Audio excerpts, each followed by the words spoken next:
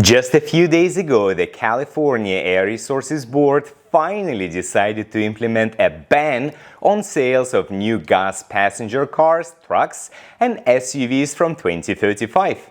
Undeniably, it's been a lot of work since Governor Gavin Newsom ordered this ban back in 2020. But what does this mean for California and the United States in general? And how does California look in comparison to the rest of the world? This is exactly what we are going to discuss in this episode. Stay tuned.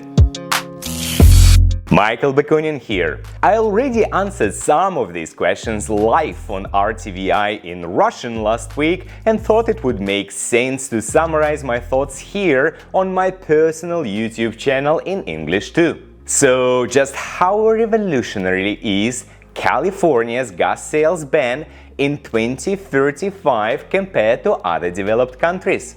Isn't it too late? I've put together this chart to have a closer look at similar actions across the world. As you can see, Scandinavian countries such as Norway, Sweden, Denmark, but also the Netherlands and the UK are much more aggressive in terms of timing, mostly targeting 2030. Austria, Greece, Israel and Ireland are in the same cohort. However, with one exception being the UK, all of the other countries are still relatively small car markets. As such, the transition to electric mobility should be much easier to manage for these countries. If you look at larger economies such as Canada, Spain, Italy and France, they are all following the same timeline as California. So to answer my own question, no, it's not too late.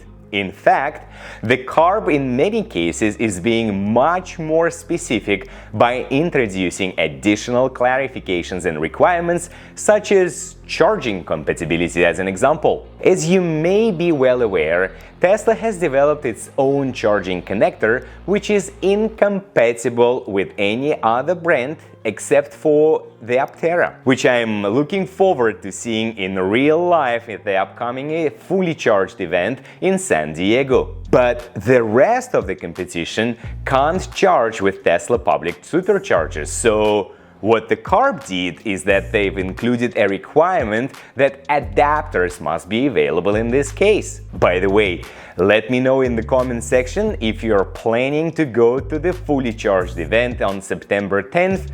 I'd love to catch up. Building on what we've just discussed, I personally predict that Tesla will make its superchargers available to all other brands and officially introduce a CCS adapter in the US. Maybe a CHAdeMO or two. What do you think? Would that make sense? In any case, there is no doubt this decision will allow access to other EV brands to use what's currently the most developed and reliable public charging network in the US, which in turn will definitely help accelerate the transition to e-mobility. I can't say that I will be personally enjoying longer waiting times at Tesla superchargers, admittedly.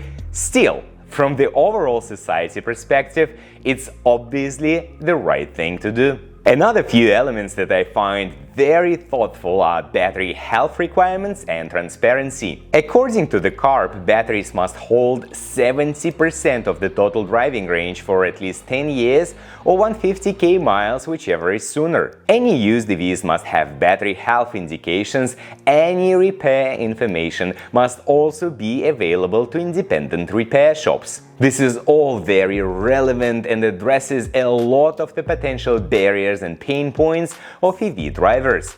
Therefore, thanks to the CARB efforts coupled with the federal funding and focus, the transition to e-mobility may start happening even faster than we can see on the timeline provided by the CARB. However, please keep in mind that we are only talking about EV's current share of sales, as opposed to the entire car market transition by 2035. It might take another, let's say, 20 years until almost all gasoline vehicles are gone from that point, so it's worth considering. I'm saying almost for a reason here, because I don't think gas cars will ever completely go. First of all, I think gasoline cars will pretty much repeat what's happened with horses. They'll still probably be used by upper middle class and rich people as a hobby. Similarly, there will be some people out there who'd prefer to have weekend gas cars just for pleasure and fun.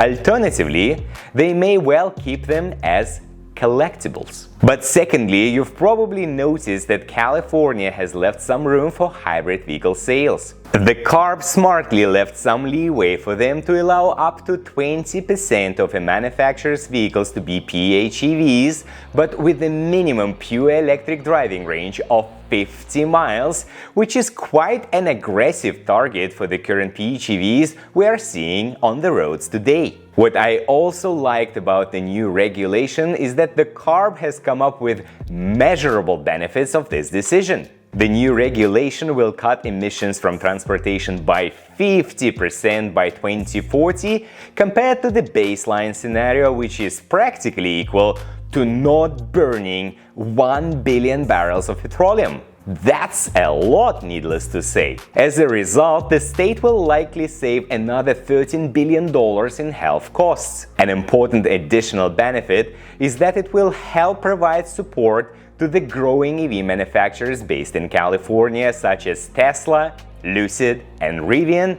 That means more capital, more jobs, more innovation, and more taxes. With the current EV share of sales falling at around 18% in Q1 of 2022, California is a clear leader when it comes to the transition to the electric mobility. They'll actually be the first state in the US to come up with a gas car sales ban.